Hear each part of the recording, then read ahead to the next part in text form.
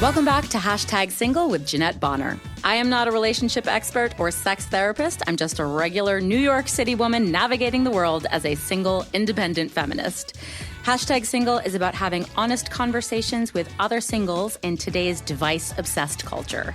So I hope you'll join me on this interesting, challenging, and complex journey as we navigate the ins and outs of singledom.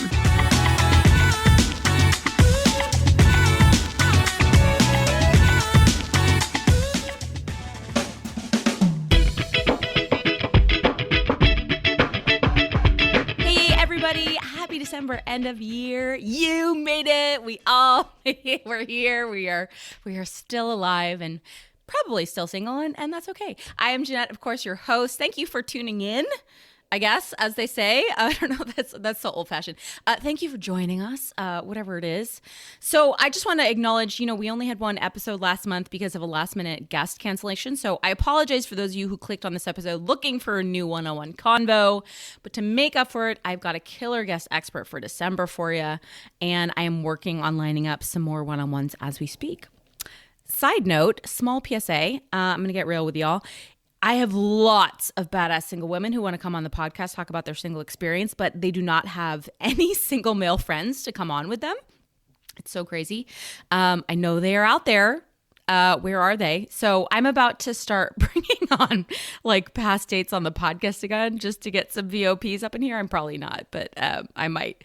But seriously, if you're single, if you want to be on the podcast, or if you know someone that might be interested in coming on, male or female, but definitely asking for some guys here, please reach out to me. You can always reach out via our socials at Hashtag Single Podcast on Facebook and at Hashtag Single Pod on Instagram. And I don't really use Twitter or TikTok. So those are your options.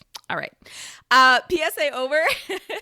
Back to our regularly scheduled program. This month, I have Lily Walford, a relationship and dating coach, and so much more.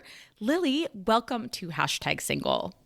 Thank you for having me. I am so freaking excited for this conversation today. I am too. We're going to get into it. Where? Tell me where you are right now. You're based out of the UK, right? Yeah, so we're based not in London, because as soon as anyone says... it's the only place UK, in the entire country. But I'm in a place called Herefordshire, so it's kind of in the middle of the UK, close to Wales. So. Do you always have to explain geography to Americans? Yeah, and the worst thing is, it's like my geography is the worst. So I'm probably the worst person trying to describe where I actually live. I feel like, and I don't have to because I'm New York City. We're so egocentric about that. But I understand. I mean, there's parts of America I have no idea where the hell it is. You're like, Oklahoma's like in the middle, between the 5 states in the middle, right? You're like, yeah, somewhere there. Right. Where are you in Oklahoma? Like sort of at the 11 o'clock or like the 3 o'clock? Anyway, thank you so much for joining us. And I just want to share this story because it's so dumb, because it's 9 a.m. here in the East Coast on a Saturday. This is my Saturday morning coffee chat with Lily, and she had sent me her availability. It started at 5:30 in the morning on a Saturday, and I was like, girl, what the hell? First of all, I was so impressed. I was like, this woman gets up at 5 o'clock in the morning. She does her yoga. She meditates. She does her podcast. She is out and ready the door. And then I realized she's like totally in a different time zone, and I'm the idiot that was like, I appreciate your availability starting at 5:30, but that's a little early for me, So what a dummy. Yeah, I'm definitely not a morning person. I'm definitely like coffee, 9 o'clock. That's okay with me. Not for nothing. I was thinking about, I did have like a 7 a.m. podcast guest because we were trying to do, we just had schedule craziness, and it was of course like 10 here, and she got up at 7 in the morning, did a podcast interview. I know. I was like, I would never. Yeah. I would never. Cool. So I have, of course, a little bio. I will read it to start us off, and then we will dive right in. Lily is an international relationship and dating coach who founded not one, but two companies at the exact same time. NLP with Intelligence, which I had to look up, stands for Neuro-Linguistic Programming, and Love with Intelligence, a company that offers coaching classes and mentoring for those that struggle, as we all do, with dating.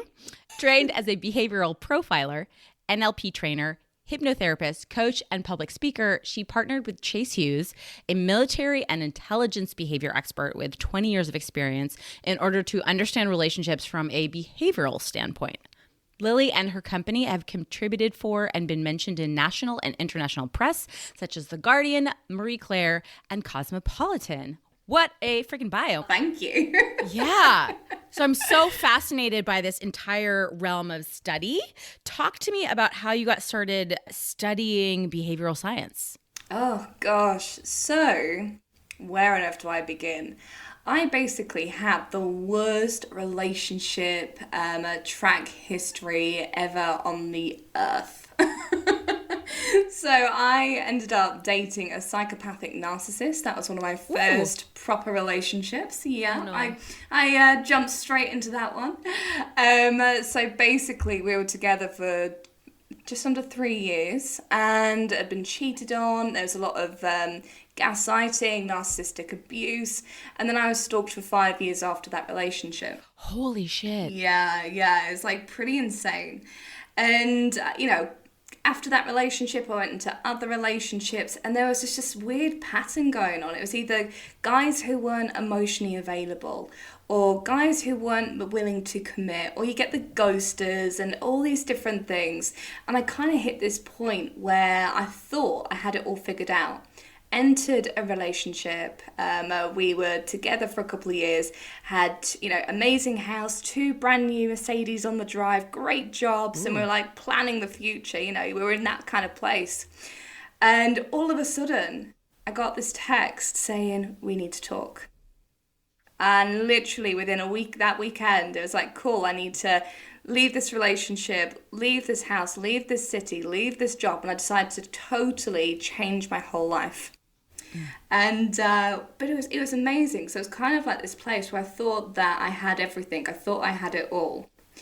And I knew that if I wanted to leave this kind of life, that I needed to make sure that I was leaving it for something better. Yeah. And it got me wanting to sort of explore relationships even more and explore myself even more. And I think it was within 1 year, whilst I was also working full time, I was a divisional accountant back then for an international company. Oh my God, okay. Yeah, so totally different. Not what I was expecting. Wow.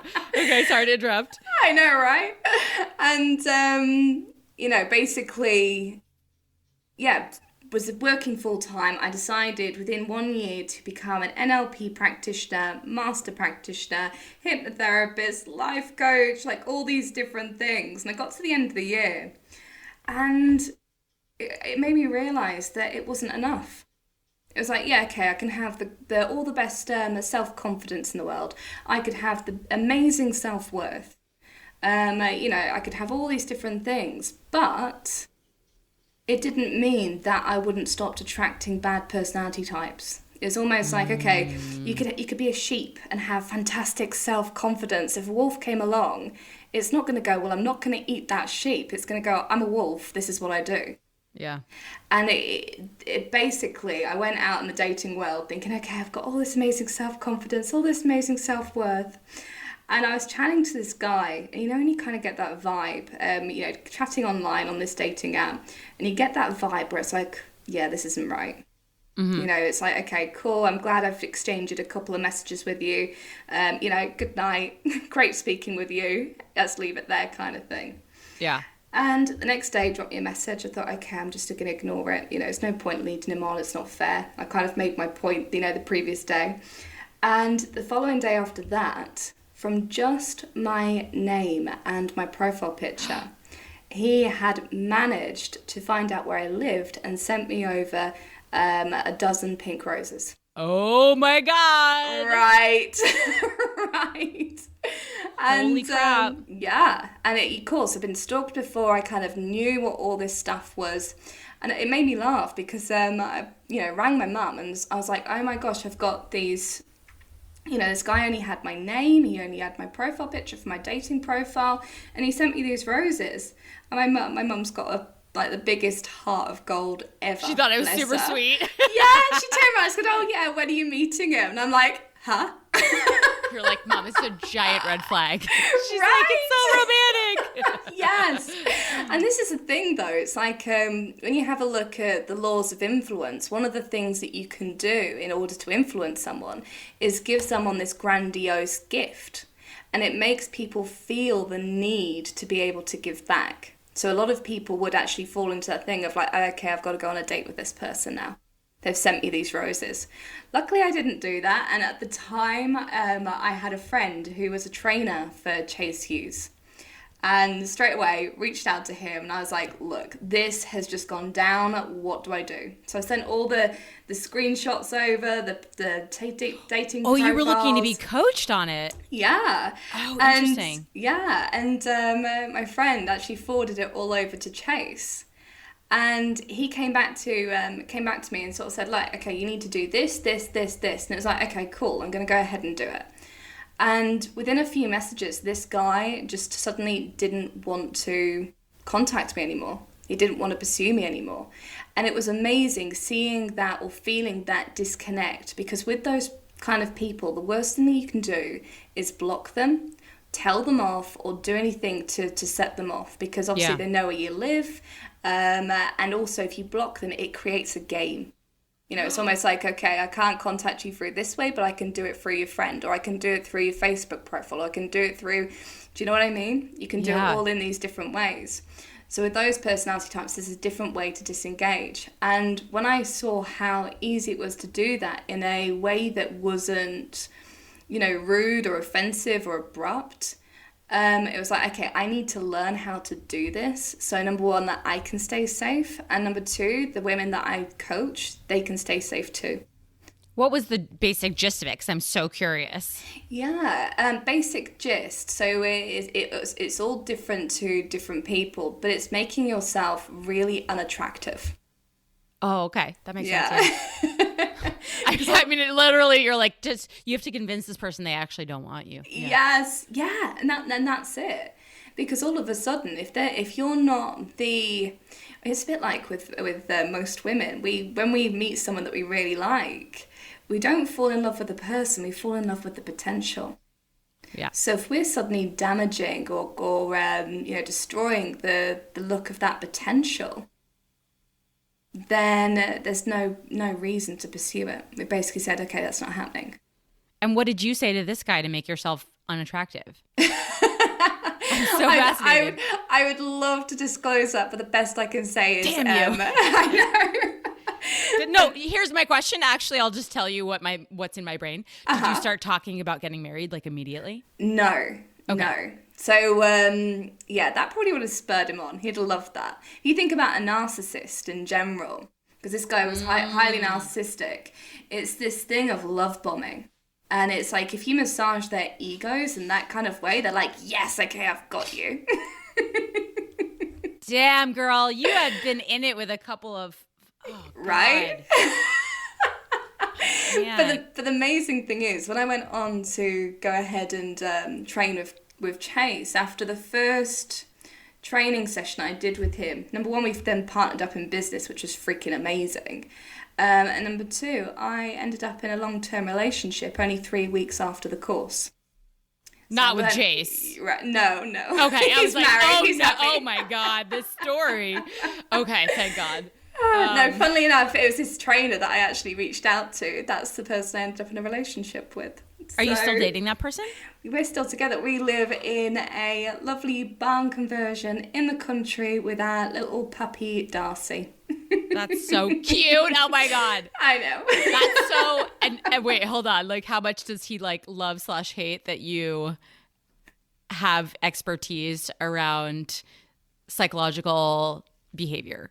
The beauty is he does too. So we are both. Oh, right. He's a trainer, you said. Yeah. Oh we're my both God, you guys. geeks. I feel like I should write like an entire series about you guys. Like, this would be fascinating. Just the language tennis match between you would be right. fascinating to watch. It's like 3-day chess basically when we communicate. I just imagine you're like in this massive fight, and then one of you says something really beautiful and poignant, and you're like, "You did that really well, actually. Congratulations! I love you. You're so hot." You know? Oh my God, baby, that was so good. That's hilarious. Oh, So tell me about your decision to found not one but two companies simultaneously with two different partners. Yeah, so with these businesses, one of my main drivers is being able to support people to connect. And when we talk about connection, it's not just connecting with a partner, it's this level of connection that we have with ourselves. And when we think about relationships, we can only connect with people as deeply as we are connected to ourselves in the first place. So being able to help people to harness that in a powerful way will improve things like connection, intimacy, and just overall happiness. And that's, super important with what I do.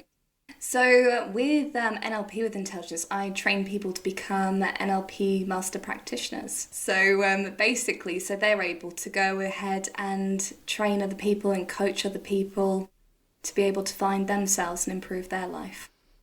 So give us a little science lesson here, like a little mini TED Talk, because I know nothing about this arena.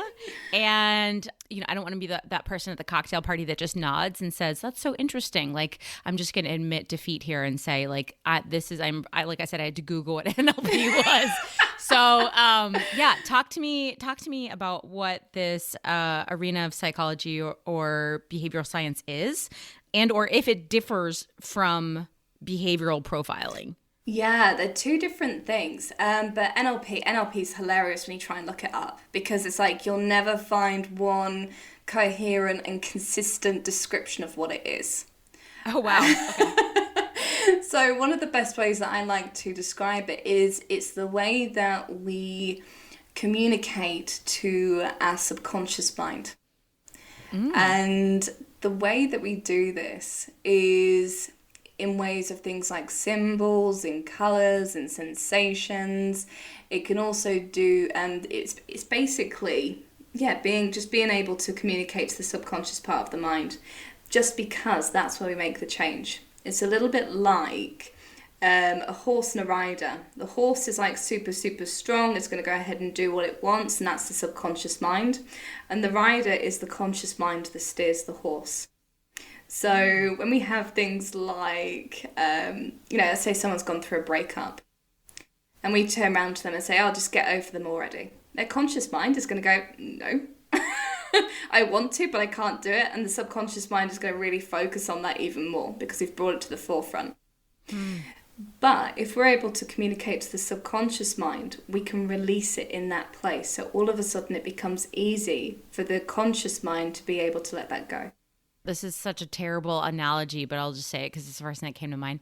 There's so much time and money and energy put into designing stores so that when you go in, like with retail, you know whether to take a right or a left, or the color palette makes you feel calm, or how like McDonald's decided that their booths should be orange because it makes people hungry. Like all that is so fascinating to me. And I love the idea of applying it to dating. I have no idea how, but maybe you do. How the hell does this stuff relate to dating? How do you use these practices and principles like with your clients? So with the NLP, I find this super important when it comes to healing. So a lot of people that come to me have either gone through, narcissistic abusive relationships, or relationships where it's just been really unhealthy, and there's that level of trying to get over that breakup and also breaking down that dating pattern. Because often we find, when we go into the dating pool, we date the same person again and again and again. Just that, it's the same personality, but different person. And it's breaking down that and understanding that. So that's what I use the NLP for. The behavioral profiling and the body language. So behavioral profiling, you're able to profile someone within 6 minutes or less. And what this means is that we're able to identify someone's dreams and fears. And what that does is it helps us to understand their behavior and whether there's someone who's right to be with on a compatibility forefront. And then the body language, we're able to read that to the point where we can see if someone's telling the truth or not better than a polygraph machine. And that's what we share with our clients. And the importance of this is not to go and look for the deceit and look for the dishonesty. It's more about looking for the truth, being able to build a relationship on the truth, because that's where people struggle. They feel like they've had trust broken, they feel like they've been betrayed, and that can cause a lot of issues in relationships and connection. But also, when we understand body language, it's almost like going from a text message to being able to hear someone's voice on a call, to being able to see someone in person. And body language is almost like the next version up. It's almost like seeing that person in HD, where you're able to connect at that deeper level. This is fascinating. I feel like there's like a key to dating that, and like you can unlock this world that so many of us are struggling with. I'm just so curious, like why. Listen, I've been doing this podcast for 3 years. It's certainly not a like full, expansive understanding of all kinds of relationship coaches and methodologies. But this is the first time, as you know, I had to Google what that 3-letter acronym stood for. Like, why do you feel this approach was missing from the field of relationship, dating, and coaching before you guys created this company? I mean, I'm sure people have studied it before, but why have I never heard of this approach? Yeah, because most people are...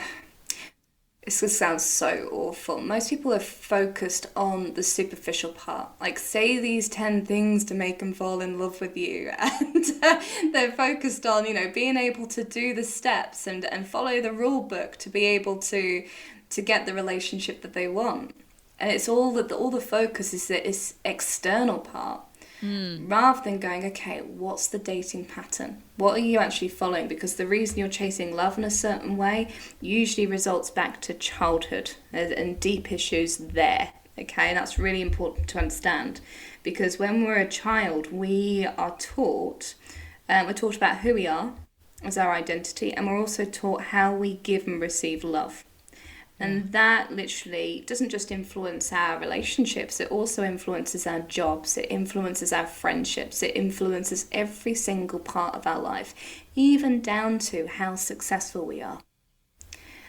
Yeah, it's pretty deep. And it's like being able to understand that part. And then when you understand that and you understand the core principles of who you are, you can then understand who is compatible with you. And I feel like with dating, there's this element of, okay, you just need to be able to go on a date, do these steps, and then you live happily ever after. It's not that at all.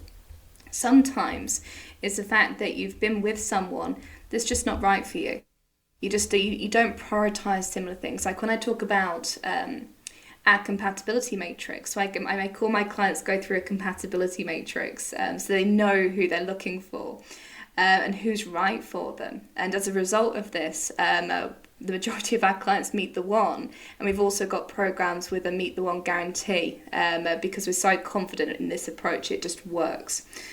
But when we have a look at the compatibility matrix, what this does is it's almost like saying we're going to go on a journey. Okay, you're going to pick someone to go on a journey with. You want to make sure that you're picking the same postcode or zip code. You want to make sure that you're going to the same location. So do you want similar things, as a couple? Do you want things that you can go ahead that you can do together as an individual as well? So for example, if you wanted to go and move countries and your partner didn't want to do that, then you're in this place where you want to compromise. And that's the worst thing that you can do in a relationship. I hate the word compromise in a relationship, but I'll kind of touch on that in a mo. But it's almost like, okay, you're going in the same direction. You want to make sure that you're almost going in the same vehicle as well. And that's what I kind of refer to as lifestyle. Like, do you have a similar lifestyle together? Because if you're doing completely different things or wanting different things, it's not going to feel good.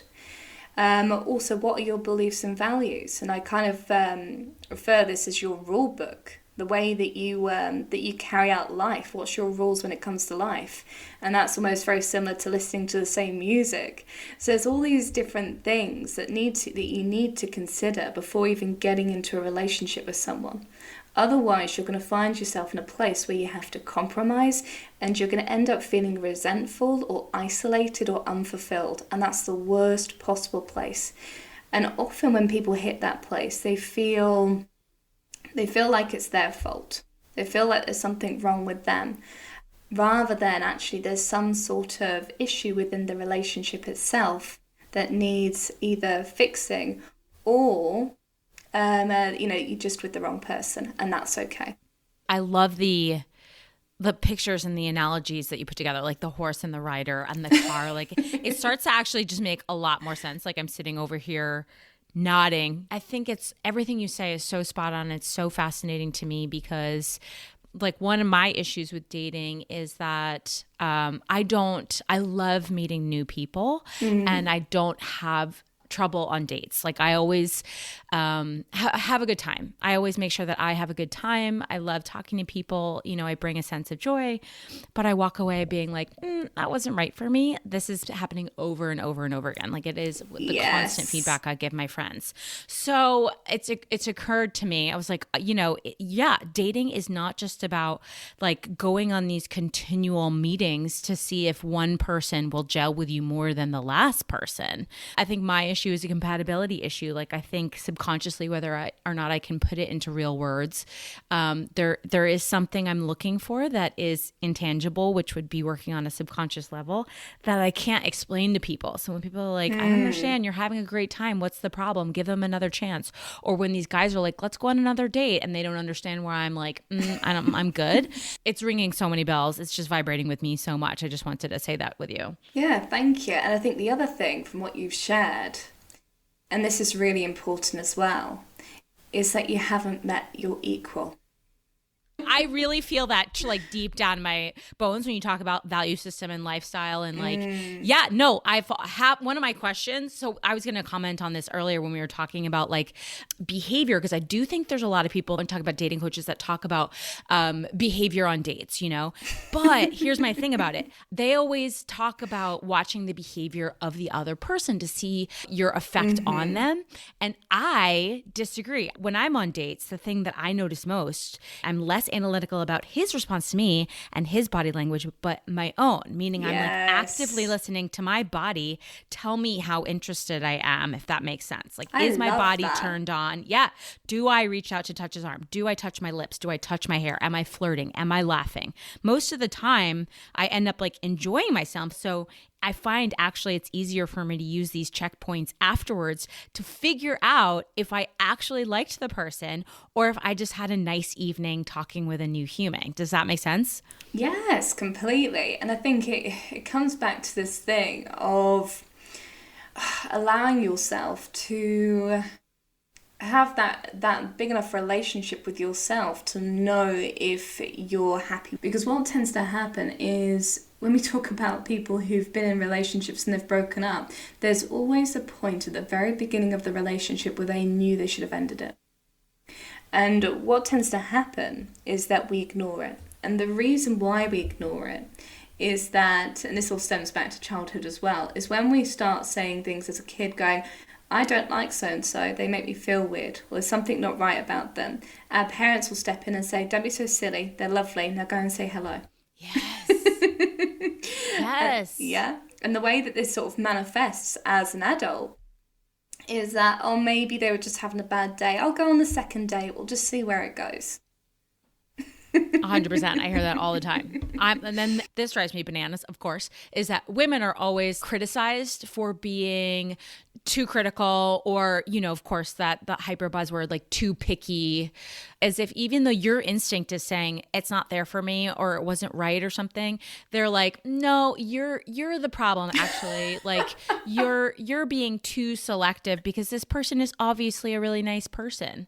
I mean, like, I'm totally going to come back at them and be like, my subconscious is saying no, and you need to respect that. I'm not being funny. It's not like you're going to a supermarket and going, okay, that fruit's a little bit bruised. It's like, this is the person you are picking to spend the rest of your life with, that's going to influence your emotions, that's going to influence your finances, your success, your happiness, all these different things. Yes, be picky. Yeah, hell yeah. Hell yeah. And I've always said that, like women are allowed to be friggin' picky, and like their intuition and their opinion is something that should be extremely respected and never judged or doubted. But I mean, I think what your expertise is just hones in on a more specific matter, which I find really fascinating, which is just like, it's gut intuition. It's subconscious information that other people are unable to see. So when you're being criticized for being too selective or too picky or whatever, I really, really vibrate with women's intuition, women's gut intuition, women's instincts, and knowing yourself enough that you can check in and be like, how's my body feel? My body says this is a hell yes, or my body says, I'm okay to move on, Yeah, and I think the thing is, it's quite interesting even thinking about my transition. I know it sounds a bit weird and it's kind of slightly off topic, but I'll bring it back. But it's when I was going through working as an accountant to going into this business and becoming self-employed, there was this level of conditioning where I didn't feel like I could feel into my body enough when I was working in corporate. It was very much like, okay, I need to ignore it. I need to be able to carry on working. Yes, okay, I've got a headache. Doesn't matter. I've got this deadline.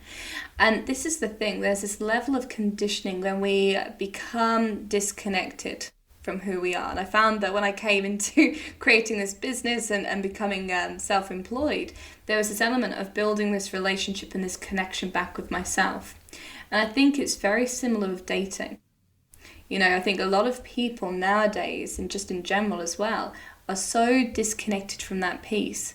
And the thing that really fascinated me the most about this work was I was able to almost learn how to trust my intuition from feeling that gut feeling to also saying, okay, there's logic here. I can see this. I've just noticed that they, press their lips together after they said this, which could mean X, Y, Z. I've just noticed that when they were talking about their ex-partner, they were starting to touch the back of their head, which can also mean this. I had this weird feeling, which kind of tells me that there's something wrong here, and I've also got the logic to be able to back that up. And for me, and I know for a lot of my clients, there's this element of being able to start to build that trust and build that relationship with yourself, which also helps with boundaries, it also helps with trust, and it also helps with this level of confidence. Because there's nothing worse than going, oh no, I don't go on a second date when we're not sure if we're letting go of an opportunity or not. Yeah. Gosh, this is also fascinating. One sort of like tougher question before we move on to the thing I want to talk to you about for today's episode. How well does science, which is a logical methodology, and dating, which is an emotional experience with tons of factors one can't control, how do they play together? Yeah, it's quite an interesting question, actually. I would say quite well from what I've from the results that we've had. I've had people who have gone through. Like just recently, I caught up with a lady that I worked with a couple of years ago, and she sort of came out of relationships, like one where she had to call the police 32 times within a 4-week period. Yes. Oh my God. So you can imagine like the psychological, emotional damage. Oh my God. And now she's in this place where she's getting married. What? She was, blessed. When I met her, she was in her 40s. She had gone through these relationships. She had a child with, high level autism. And she was like, I'm never going to be able to meet the one. She was depressed, anxious, in this awful state. And now she's getting married. She's got met a guy who loves her daughter, and they're building this amazing, amazing family unit together. And I've been invited to the wedding as well next year, which is gorgeous. Oh my God, stop it. And then, I've got this other lady who also went through narcissistic abuse. And, horrific narcissistic relationship that she was in. We worked together. Within 3 weeks, she had healed, so much of the narcissistic abuse. She also met the partner that she's with now, and they're starting to move in together. And she's also come off antidepressants for the first time in 20 years. That's astonishing. Yes. So it's like sometimes it's like when we have a look at the way these things interact, it's hard to explain, but the results kind of speak for themselves. Yeah. I'm so happy to hear that. And I think that's a beautiful answer because, my cynicism was piqued mainly when I was reading Chase's bio. I was like, how does this dude with 20 years of military background have any understanding of like dating is, like I said, is something I feel, maybe you feel differently, that you just cannot control. Like you cannot control who you're going to meet or how they're going to come into your life or what time you're going to meet them, because you can control, of course, your own behavior, and you can control who you choose to continue to pursue a relationship with. I guess my idea was like, oh, we're trying to impose order on something that feels very scary and out of control. But thank you for reframing that for me, because I think that's important to know. It's not just people being like, look, if we apply our 10-step program, you too will end up with a man of your dreams, like you just do this for 30 days and you'll lose 10 pounds, like obviously meeting the one is not guaranteed. I'm not even sure I believe in that phrase, the one. Personally, I'd love to dig into that. I'm sure you would. No, it's just because I feel like, in the way that like you can lose a loved one, not meaning a family member, a person that you were in a long-term relationship with, and then find another person that you can continue to have a life with. I believe that there are multiple people that you can have a partnership with in your lifetime, and that opens up the door for polyamory, for example, or for people who want to experience relationships with multiple genders. So what I say is like by focusing on the one, which is a very patriarchal storyline and language, it doesn't allow for other types of relationships, if that makes sense. But the thing is, it's not about this one size fits all process. It's like, because when we look at other mythologies out there in the relationship and dating world, it's this, this one size fits all outcome.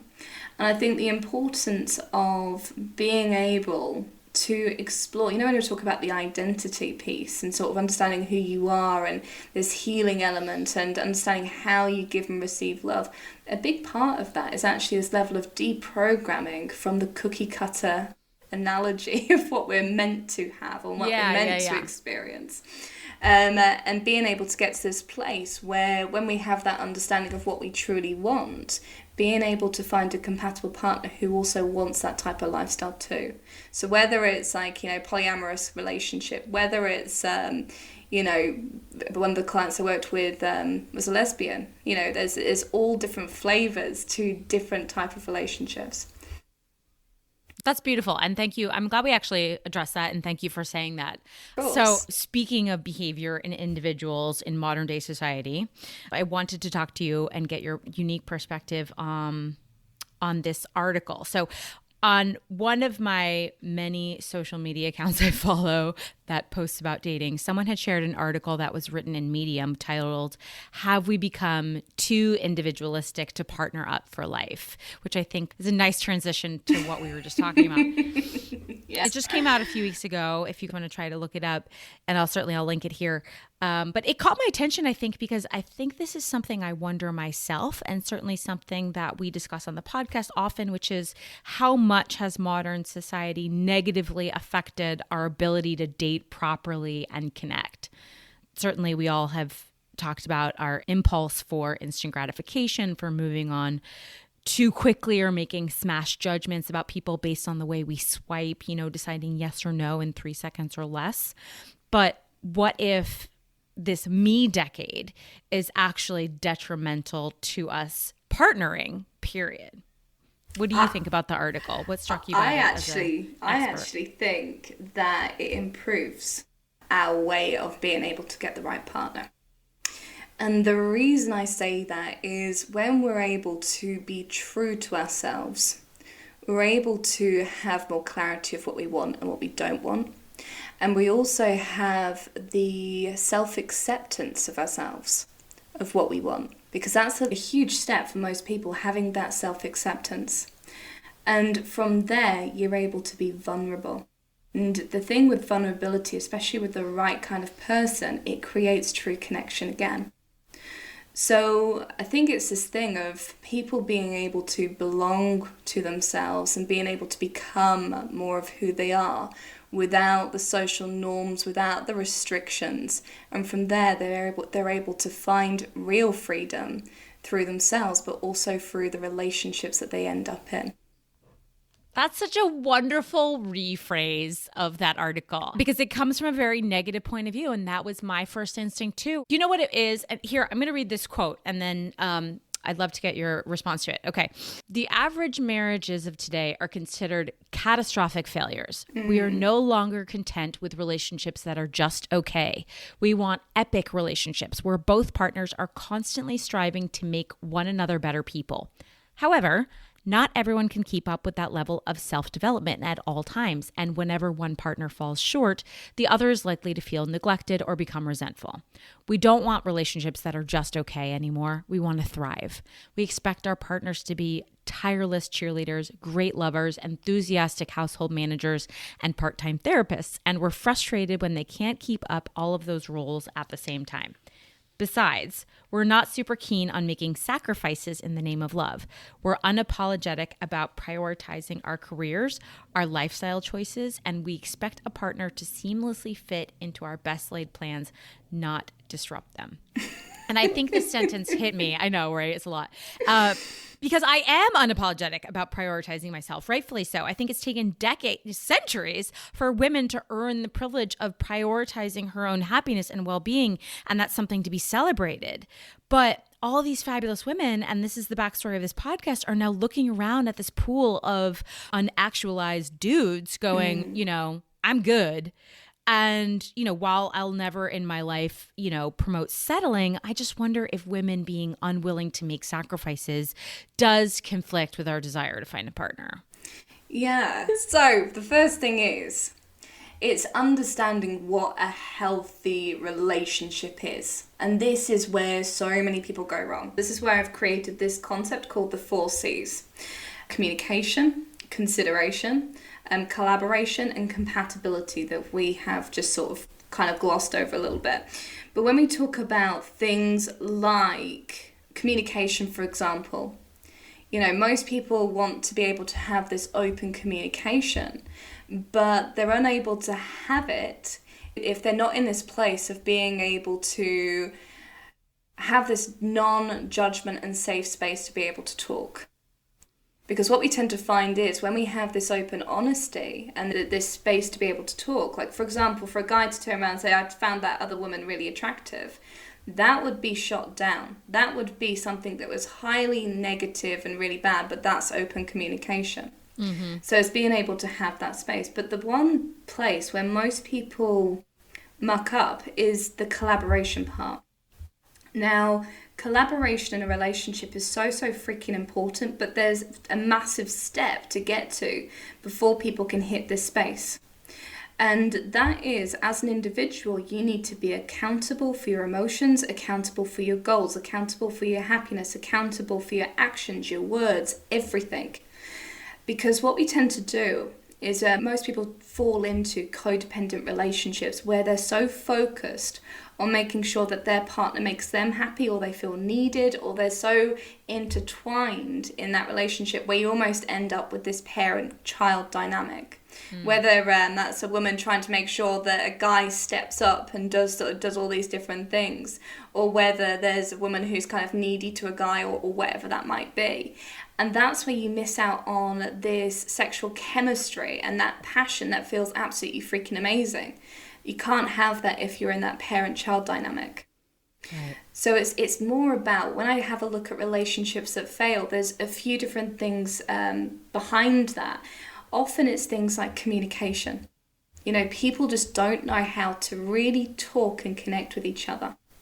And that ruins so many relationships.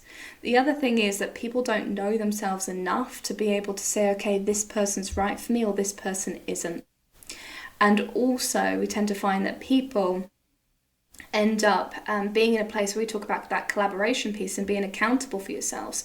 Well, most people who feel unhappy within their life or feel unhappy within themselves project that onto their partner, and it becomes the partner's fault. So when we have a look at relationships as a whole, I think the reason that over 50% of marriages fail is because either they've not gone into a relationship with a compatible partner, they've not been in a place to be able to communicate fully so they get their needs met, and also they don't either know themselves enough, or they don't understand themselves enough in a way that they can make themselves happy and still build an amazing life alongside being in a relationship without allowing that to be their partner's responsibility. Yeah. So what you're saying is like, it's not just that individualism and being a good partner are at odds with each other. It's actually the reverse, that in order to be a good partner, you need to be individualistic in that you're so self-confident in your own right. Yeah, because what we tend to find is people are going into relationships purely to get. And it's like, look, you're not perfect. Your partner's not perfect. Yet you're expecting this perfect dynamic and for them to make you happy and for them to do this and do that. And the other thing is, you think about emotions in general. Our emotions go up and down. Like they're, all over the place sometimes. And it's like, we don't give that allowance for our partner to go through that as well. And it's almost like we put so much emphasis on the partner being perfect. Yeah. And when they don't meet those expectations, it's this big, massive, oh no, this is the wrong relationship or this is wrong. Rather than actually going, okay, how can we make this better? How do we, is this something that you need to deal with or I need to deal with? Or is it something that we need to work together on? Yeah. And that's totally what I was vibrating with, is this era of like egotism. And like I said, the me decade of Instagram, where we all believe we're so freaking fabulous that we are better than the losers that we're matching with. But if everyone is feeling that they're so amazing, no one wants to actually put in the effort for the other person. We all kind of expect the other person to come to us. That's what I'm experiencing on dating apps, for example, like this, I don't have enough time to talk to you because I'm so busy, or, like expecting the other person to set up the date, etc. But I think it's a really beautiful reframe to lean into not being unapologetic about prioritizing ourselves, but using prioritizing ourselves in order to show up for a better person. Yeah.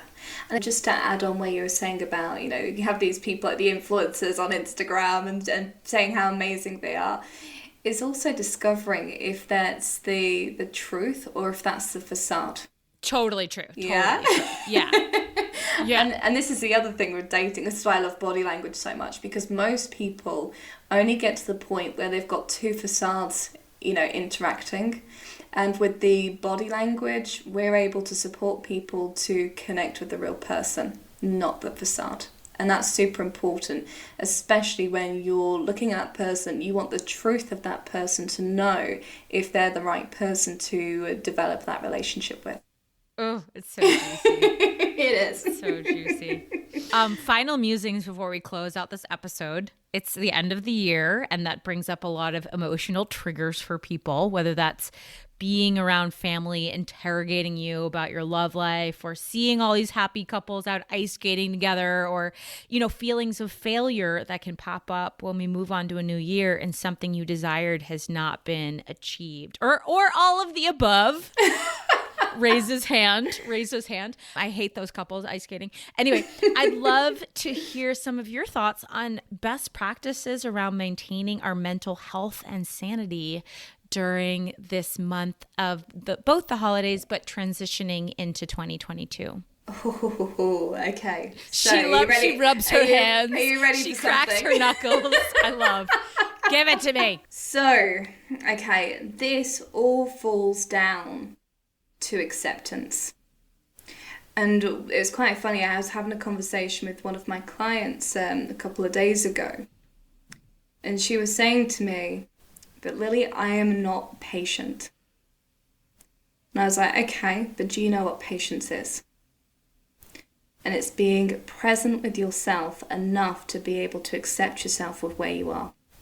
Not judging it as a bad thing, not judging it as a good thing, but that acceptance of where you are.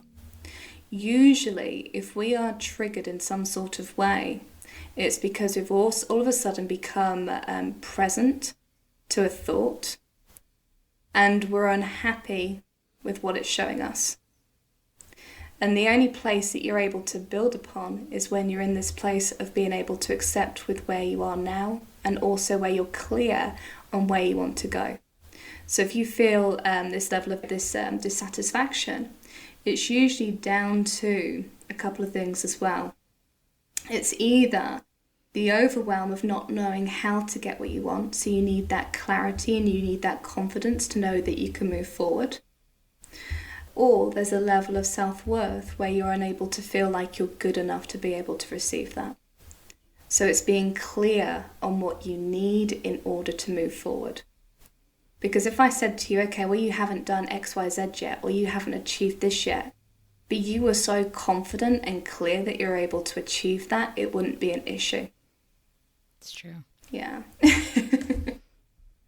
That resonates with me so much, especially because I would label myself as an impatient person. Like I'm the person at the drugstore that is like, oh my God, there's 3 people ahead of me. How irritating. I think a lot of my deeper impatience comes from the fact that I have a judgment around the fact that I am 41 years old and I quote unquote should be in a different place in my career than where I am or where I thought I'd be.